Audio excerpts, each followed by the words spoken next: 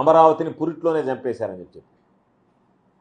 అమరావతిని అసలు పురిట్లో చంపేయడానికి కారకుడు ఎవరు?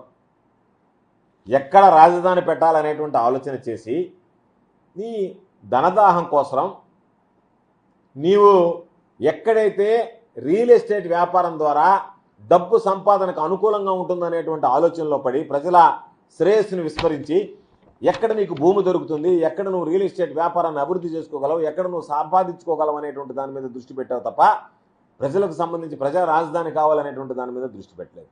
దానివల్ల 5 సంవత్సరాలు నీ పరిపాలనలో మంచి స్థలం అంటే ప్రజలకు ఉపయోగకరమైనటువంటి స్థలం కన్నా నీ ఆదాయ మార్గాలకి ఏదైతే అనువుగా ఉంటుందనేటువంటి దాన్ని అన్వేషించి దానికి సంబంధించినటువంటి ఆ ప్రయత్నంలో జాప్యం చేసి అసలు రాజధాని అనేటువంటి దానిని రియల్ ఎస్టేట్ వ్యాపారానికి ఈరోజు ఉపయోగపడేటువంటి విధంగా తయారు చేసుకున్న తప్ప ప్రజల ఆకాంక్షలకు అనుగుణమైనటువంటి రాజధాని తీసుకురావాలనేటువంటి ఆలోచన నీలో కనిపించలేదు కాబట్టే రాజధాని విషయంలో జాప్యం జరిగింది. కాబట్టి అమరావతికి సంబంధించి పురిట్లో చంపేసింది ఎవరు అంటే ఆ ఆలోచన రాకముందే, దాన్ని రానివ్వకముందే నిస్వార్థ ప్రయోజనాల కోసం రాష్ట్ర ప్రజల ప్రయోజనాలను తాకట్టు పెట్టావు కాబట్టే ఈరోజు అమరావతి అనేటువంటి దానికి జాప్యం జరిగిందనేటువంటిది గుర్తు చేసుకోవాల్సినటువంటి పరిస్థితి. పదే పదే చంద్రబాబు నాయుడు ఒక మాట చెప్తున్నాడు. ఈ రాష్ట్రానికి సంబంధించి అప్పులు 10 లక్షలు మేము అడుగుతున్నాం, 10 లక్షల అప్పులు అంటున్నావు. ఆ 10 లక్షల అప్పులు రుజువు చేయి. మొదట ఎన్నికల ప్రచారంలో 14 లక్షల కోట్ల అప్పు అన్నావు. 14 లక్షల కోట్ల అప్పు ఉంది. 14 లక్షల కోట్ల అప్పున్నా నేను ఇచ్చినటువంటి సూపర్ 6 కానీ, నేను పెంచినటువంటి పెన్షన్లు కానీ, నేను ఇచ్చినటువంటి హామీలు అన్నింటిని కూడా సంపద సృష్టించి ఆ సంపదను మీకు పంచి పెడతాను అన్నావు. తీరా లెక్కలెంతో చెప్పబోయా అంటే 10 లక్షల కోట్లని గవర్నర్ ప్రసంగంలో చెప్పించావు. బడ్జెట్ పెడితే నీ బండారం బయటపడుతుంది, నీ అబద్ధాలన్నీ బట్టబయలు అవుతాయని ఆ బడ్జెట్ పెట్టడానికి ఈరోజు కేవలం 7,40,000 కోట్ల రూపాయలు అప్పు ఉంది. 8 లక్షల కోట్ల లోపల ఉంది అప్పు అంతా కలిపి. కాబట్టి నీ బండారం బయటపడిపోతుంది కాబట్టి నువ్వు ఓటాన్ అకౌంట్ బడ్జెట్ పెట్టుకొని మామా అనిపించి వెళ్ళిపోయావు. బడ్జెట్ పెట్టలేకపోయావంటేనే నువ్వు మాట్లాడినటువంటి అబద్ధాలని చెప్పి ఆ అబద్ధాలు పదే పదే వల్లి వేసేటువంటి పరిస్థితుల్లో గవర్నర్ ప్రసంగంలో మాట్లాడావు.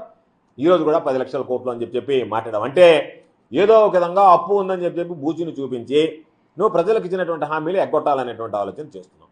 లేకపోతే నీ నోటితో నువ్వే చెప్పి 14 లక్షల కోట్ల అప్పు ఉంది, అయినా సరే ఇవన్నీ నేను అమలు చేస్తానని చెప్పినటువంటి వాడివి ఈరోజు నీ నోటుకుండా 4 లక్షల కోట్ల అప్పు తక్కువ 10 లక్షల కోట్లు అని చెబుతూ ఆ 10 లక్షల కోట్లకు సంబంధించి నేను అమలు చేయలేకపోతున్నాను, అప్పులు ఎక్కువే అని చెప్పి మాట్లాడడం అంటేనే ఒక ముఖ్యమంత్రిగా సిగ్గుచేటు అనేటువంటి విషయమా కాదా అనేటువంటిది ఒక్కసారి గుర్తుంచుకోవాల్సినటువంటి పరిస్థితి.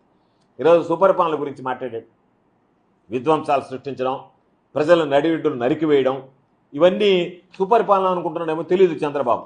అంటే చంద్రబాబు నాయుడు గారికి ఇన్ని సంవత్సరాలు ముఖ్యమంత్రిగా పనిచేస్తే సుపరిపాలనకు అర్థం తెలుసా అనేటువంటిది అనుమానం కలుగుతుంది. అటువంటి దానికి అర్థం తెలుసా చంద్రబాబు నాయుడికి? సుపరిపాలన అంటే ఏంటి? సుపరిపాలన అంటే జగన్మోహన్ రెడ్డి గారు అందించింది సుపరిపాలన. సచివాలయాలు తీసుకురావడం సుపరిపాలన కాదా? వాలంటీర్ వ్యవస్థను తీసుకురావడం సుపరిపాలన కాదా? రేషన్ సరుకులు లాంటివి పాపం పేదవాడి ఇంటికే పంపించాలనేటువంటి ఆలోచన చేసినటువంటిది సుపరిపాలన కాదా?